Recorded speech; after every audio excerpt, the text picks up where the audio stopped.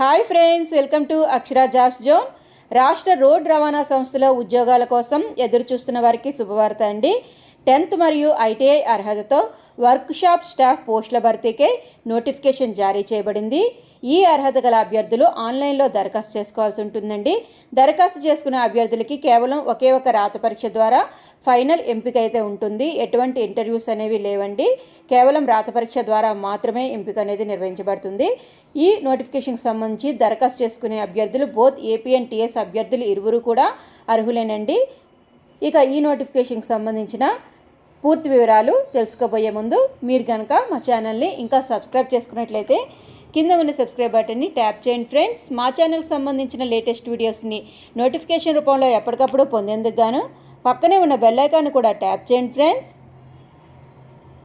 Friends. వివరాల్లోకి వెళ్ళినట్లయితే ఈ నోటిఫికేషన్ అనేది చండీగఢ్